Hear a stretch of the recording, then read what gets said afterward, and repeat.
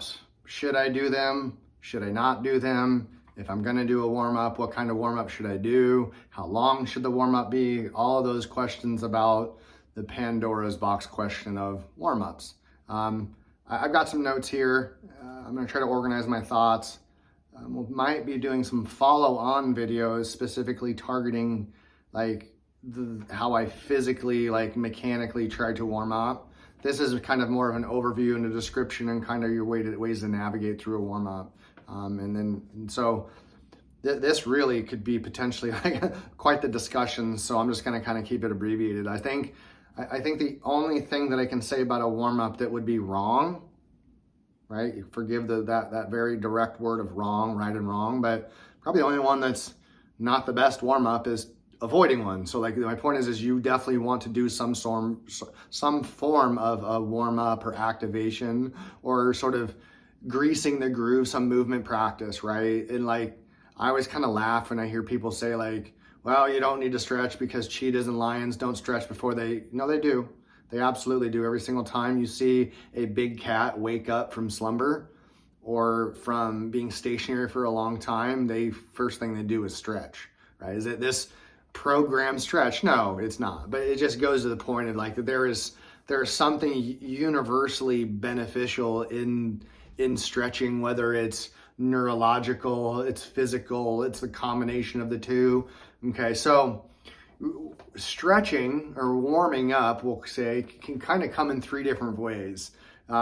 You have static stretching, and an extreme kind of form of static stretching would be like yoga, because those poses are statically held for a while. So that's kind of like, for me, yoga falls in a category of type static stretching. Just bending over, touching your toes, stretching your arms, those forms of static stretchings are an aspect of warm-up, and there's some utilitarian use for that. From a performance output standpoint, we don't want to spend a lot of time doing static stretching before we're going to be doing testing, like a PST. That's not a good idea. We know that from the side of research, if I want to cite research, we're going to say that one thing we do know about static stretching, doing that before a dynamic event usually does not benefit you because of that slow muscle contraction that happens in a static stretch. The other side, next thing is you have an active warm up, an active stretching. So like foam rolling is a good one, is a good way for an active warm up or active stretch. Another one is PNF. Proprio neuromuscular facilitation. So someone helping you do a PNF, helping you stretch out, that's an active side too. Then you have the passive, which is somebody is actively stretching you, massaging you. Massage is a form of that. Another form is called RPR, reflex performance reset. RPR is an aspect of that. Now again, stretching, warming up, all those sort of things, it's relative to like what we're trying to do, because warming up could be very relaxing. Warming up or stretching can be very relaxing.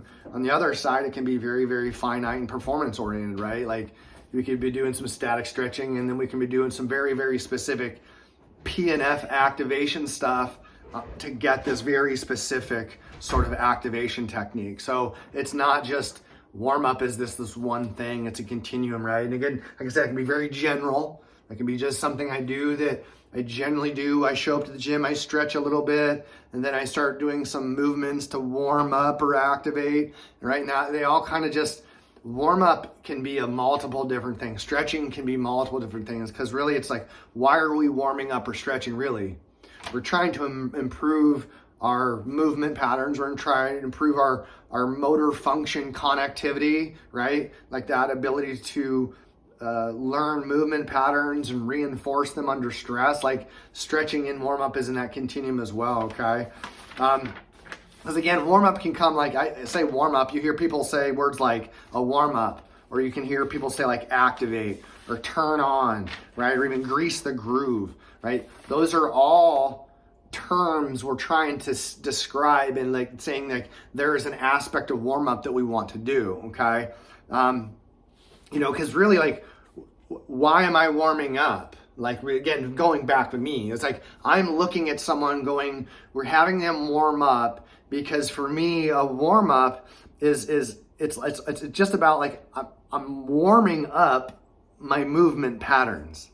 You hear the word greasing the groove, and essentially what that is, and people are trying to say is like, hey, get into the right movement pattern, into that groove. Let's grease it by moving it nice and slow, full range of motion. So then when I access that movement, I've greased that groove and I can do some repetitive stuff. Because when I'm trying to warm up a push-up or warm up a bench press or warm up a squat, or when I look at it as a coach, I see something that's moving with at least two very distinct change of directions.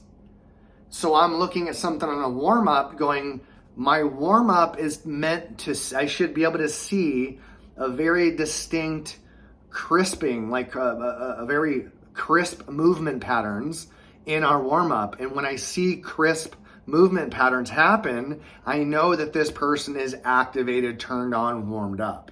Because again, that's what we're warming up. Because imagine we practice something, we do it fairly decently, like push-ups. We at some point we go to warm up for a push-up and my movement patterns are all wonky. Like, well, what's going on? So in my warm-up, okay, my warm-up does a couple things, right? My warm-up gives me, it gives me a bit of an assessment. When I'm warming up and I'm able to achieve this greasing of the groove, or I'm able to get into my movement pattern, like boom, that's the key, that's the clue. It's like, I've warmed up because I've activated my intended movement patterns with my direction changes. The top of my squat. I gotta breathe, I gotta brace, I gotta move, okay? Because so when we send people out to go do your warm up, we go off three principles basically, okay? Your warm up is meant to do three kind of things, right? In sense of setting movement patterns, but really I'm looking like your warm up is meant to set posture. Like what posture, what tension, what movements, right? What posture do I need? Okay, that change of direction, that bench press when I get to the top and I get to the bottom. The top and the bottom and in between, there's posture I'm trying to get, right? And in my warm-up, I want to make sure that I set posture at those direction changes. Once I've set posture, I'm gonna make sure that within that whole posture, that tension, that my movement patterns are right. That's number 2. Set posture, set movement patterns. And 3, I'm there to warm up so I can begin to choose the appropriate weight for my first set. That's what I'm doing, right? Once I've got my posture, once I've got my movement, now I'm gonna choose my weight that will propel me into my sets, okay? And that's what we're trying to do, is that warm up is a central nervous system thing. We could be out in Arizona in July at noon and run, and yes, our core temperature might come up a little bit, but it's not gonna go up a ton. Warming up is speaking specifically to really the neurological, right? The mind-muscle connection, that literal electrical impulse that goes from your brain, works down your spinal cord, branches out from the nerve bundle to the intended muscle and tells it to shorten or lengthen, and it goes back and goes back. So there's this constant highway, okay? So when I've greased the groove, when I've warmed up, when I've activated, I know that my movement patterns are really good. I'm assessing myself. I'm gauging what my current state of readiness is. That's what your warm-up is. It's an assessment of your current state. And that state of readiness in your warm-up will change. That's why we're warming up. We're trying to turn on our nervous system, okay? All right? The goal with the warm-up is to do the very least to get the most, right? Your warm-up should never make you tired. And if your warm-up does make you tired and your warm-up is pretty consistent, you're like, whoa, something's going on with my day. If I'm getting tired, I'm getting fatigue in my warm-up, like I said, my warm-up is also an assessment. You see what I'm saying? Day after day after day after day after day of warming up and preparing, you're going to set baseline for yourself of how is it that athlete A warms up? when they warm up, they should feel a way. And each day they're trying to warm up to achieve that feeling. That's your warm up. Okay. We're chasing a feeling, an activation. Okay. All right. And as I said, like it's an assessment, but it also gives us a real, like, consistent indicator day in and day out of what my state of readiness is. And am I preparing it? Am I doing the things I need to down regulate, to up regulate, to do all those sort of things? And like the warm up for me isn't super critical. Like it's got to be this very regimented thing. And that's what I'm going to get to. Because for me, me being warmed up will show up in a couple different ways. I'm able to gather posture, like I said. I'm not going to get out of breath, okay? If I can link up my breathing with my warm-up, I know without a doubt I'm ready. Like that's how we know fundamentally, biologically, physiologically, we are where we're supposed to be. I have an intention to warm up. I'm able to warm up because I'm able to get the posture, right? I'm able to choose my movement pattern. I'm able to get to a weight that I can move with consistency. And through all that practice, I'm lining that up with my breath practice, okay? And and it's going to vary from body part to body part. It's going to differ from am I warming up for my back squat, or am I warming up for a swim? Am I warming up for a run? Like, I'm asking myself constantly, do I have these chronic things that keep showing up that if I don't warm up properly, or if I don't warm up with enough time, or whatever it is, these little deficiencies start showing up? Because again, that's what the warm up is meant to do. It's meant to bring some of those deficiencies that we feel down so we feel invigorated, and that's the indicator that knows that I'm warmed up. Okay. And like I said, we're going to probably do some other videos and say, hey, warm up for the squat, warm up for the bench press. But ideally, this is how I do it as an explanation. I do it, like I say, I stretch by braille, by feel. So if my day today was legs day, my warm up usually consists of, I get the gym set up. I start walking around. I kind of start identifying the exercises I want to do. And I start setting the bars of the equipment up. So I'm moving a little bit, like kind of just general. It's a very general, like I'm tired, I'm stiff, I'm cold, I'm moving weights around and benches and getting stuff set up from the previous day. Like just real general waking up and moving. And then I'm going to spend somewhere between 7 and 15 minutes on either a bicycle, a treadmill, elliptic glider, something that will elevate my heart rate to a point that's not fatigue, but it's going to start really pushing blood and nutrients in through my body systemically without creating fatigue. So general, again, heart rate, right, warm up, we'll say it. And then I'm going to, like I said, I've already kind of set up or identified some of my exercises. Like I have a squat bar set up. I have a belt squat set up. I have some lunges set up. And so what I'm going to do is I'm going to go to each one of those places. Like I said, I'm going to set my posture. I'm going to go to each one of those exercises, or the one maybe it's just a squat. Maybe it's the only thing I set up. I'm going to go to that squat bar and I'm going to get under the bar. And I'm not even going to begin to move that bar up and down until what? Number one, I have achieved the posture I want before I descend. Because if I'm really arched and out of position, and we'll get to this specific squat warm up maybe in the future, but like I do not descend under a bar until I have a bar on my back. I've had it on my back for maybe a minute or 2 minutes. I've re-racked it a few times. I've added 100, 200 pounds, like up to 80% of my body weight on there. And I'm just going to stand and breathe until I'm like this. I'm under the bar first.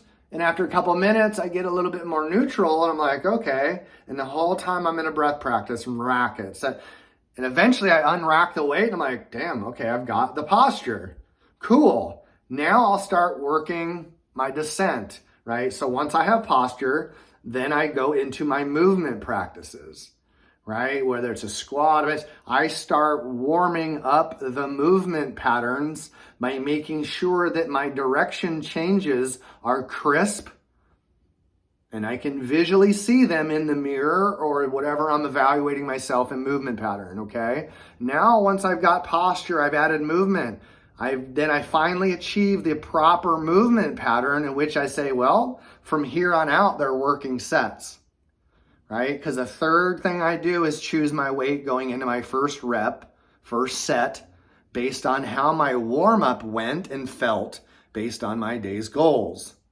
So my warm-up might take 2 minutes. It might take 30 minutes because I do not move the bar or the apparatus or the machine until I can acquire the posture that's ideal for developing that movement pattern, that exercise, that lift, whatever you want to call it, okay? So once then, like I said, I got posture, I moved it a little bit, I moved it properly, and then I chose my weight to then go into whatever the program says of reps and sets. Right? And I might not just do it on squat, because like I said, I had the squat set up, I had the belt squat set up, I had a lunge set up, I had a leg extension and leg curl set up. So what I did is I went to each one of those positions, did some reps to set posture, set my position, and then choose the weight. Now, granted, in big gyms, a lot of people can't set up 4 or 5 different leg exercises and then roam from them from place to place like I can. So if you can only do it to one, you just you go to one after another, and you set posture. You begin to move the weight until you move it properly. And then you choose your weight for your set, okay? And so I'm going to use the movement patterns of that day to warm me up. If I'm squatting, well, my legs need to be warmed up. My spine needs to be able to maintain very straight position. My shoulder blades need to be down and back, right? I don't want to be in a shrug when I squat. So I'm trying to achieve all these positions, posture, before movement, then I choose my weight, okay? And that is the process that we go. Now, we could get into the future about dynamic stuff and things like that, but your warm-up is paramount because it gets you in the position that you want to stress yourself out with. That's why we warm up, because we are going to stress ourselves out, and we don't want to be out of position, critical positions when we're being stressed. It's going to happen, but that's the whole idea of having the best posture. Best posture equals best sight picture. Right? That's what we're dealing with, okay? We want to have that posture. We want to warm up the nervous system because the body temperature isn't necessarily going to get warmed up in a warm-up. So, again, keep this in mind, guys. Take your time in your warm-up. Don't rush the position. Because we've all seen guys go to the weight room and you see bench press. 3 friends show up in the bench press. One guy lays down, they start doing 135. Well, 2 of the 3 guys are about the same size. Maybe one guy's a little bit different. The third guy lays down, and it's just not quite as strong on the guys. But he sticks with them. He goes to 135. He racks it after 4 reps. The reps weren't very good. His posture wasn't great. His 2 buddies go up to 185. And they rep out a couple kind of shitty reps. They rack it. Oh boy, number 3 lays down, tries to do it. He gets up, and you see the whole hand on the shoulder like, oh, right? By 3rd and 4th set, he's really behind his buddies. But all of a sudden, the 5th or 6th set, finally, he finds like, oh, there's my posture. But he just wasted all of those reps trying to keep up with his buddies. Don't waste your bullets, guys, because your nervous system is only as good as your first rep. You going into a house with bad guys in it, you're only as good as you are. We call it a cold clear. I don't get a chance. The bad guys are like, hey, let me clear this house first so I can see the layout before we get involved. Like, no, like you've got to make decisions in real time right now, okay? And that's what we need to train the nervous system for. Your warm-up should be something to get you focused for the intensity, for the volume, or the duration that you're about to encounter. So warm-up is a good idea. What does it look like? It depends. The only warm-up that is worth, that's I guess you just want to make sure you have a warm-up. Build it, work on it, create your own way of warming up, okay? And you will find out for sure that your training, your daily training, your weekly and your continued training is going to be so much better.